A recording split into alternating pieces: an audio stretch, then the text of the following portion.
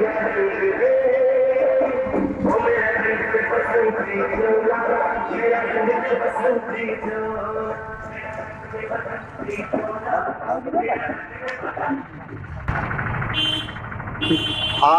दिनांक all India act apprentice association के banner तले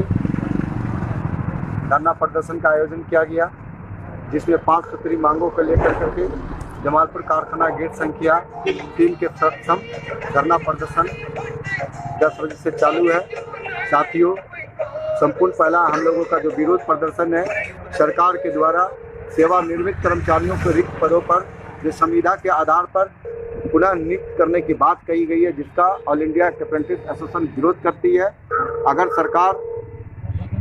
सेवानिवृत्त कर्मचारियों को महाप्रबंधक की ताकत के अनुकूल उसको संविदा पर बहाल करने की कानून बना सकता है, तो किसी भी स्थिति में जो प्रशिक्षण प्राप्त छात्र है, वह संविदा हो चाहे परमानेंट हो, किसी भी स्थिति में महाप्रबंधक को रेल के अंदर अगर सेवा करने का मौका देना होगा तो अप्रेंटिस छात्रों को ही देना पड़ेगा। अन्यथा अगर ठेकेदारी प्रकार से या संविदा के आधार पर किसी और लोगों को बहाल कर करके सिर्फ रेल का सेवा और प्रशिक्षण को रोड पर छोड़ने का कार्य करेगा, तो वो हम लोग कतई बर्दाश्त नहीं करेंगे, हम लोग उनका विरोध करेंगे। और जिसमें एक मांग तो हम लोगों का हो गया कि सेवानिवृत्त कर्मचारियों का, अगर सेवानिवृत्त कर्मचारी अगर बेहतर कार्य कर रहा, अनुभव बढ़िया है, उनको 60 की जगह आप 62 कर दीजिए अगर शारीरिक योग है तो।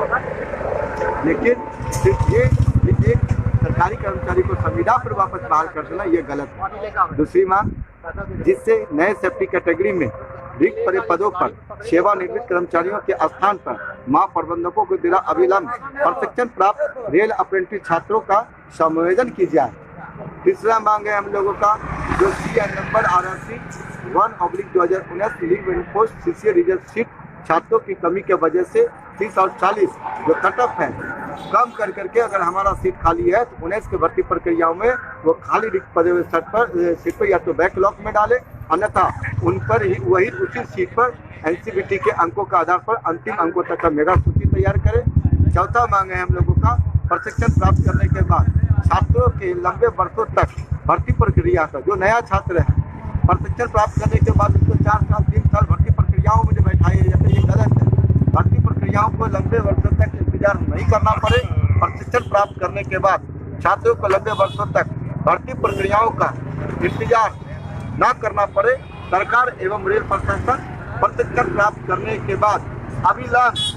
6 महीना के अंदर अंतराल में उसे रेल में समायोजन करने का नीति महाप्रबंधकों के द्वारा बना करके उन्हें रेल के सेवा कार्य में लगाया जाए। और जो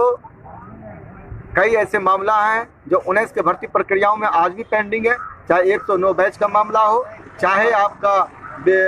लोहार जाति का मामला हो, चाहे आपका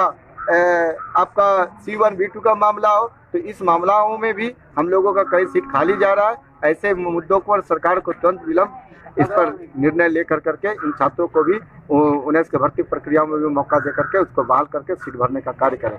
20,000 सीटें, 18,000 लोग फॉर्म भरा,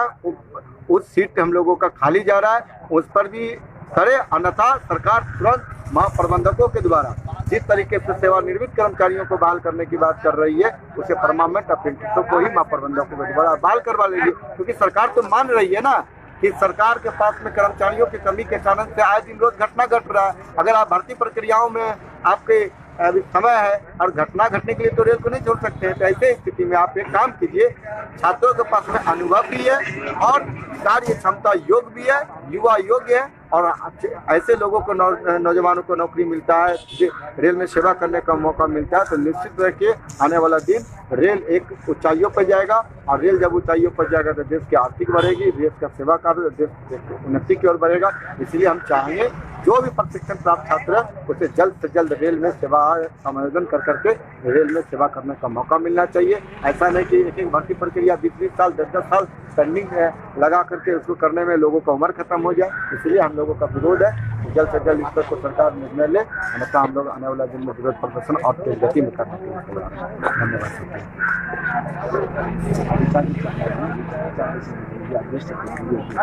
बोलिए, ठीक है जी।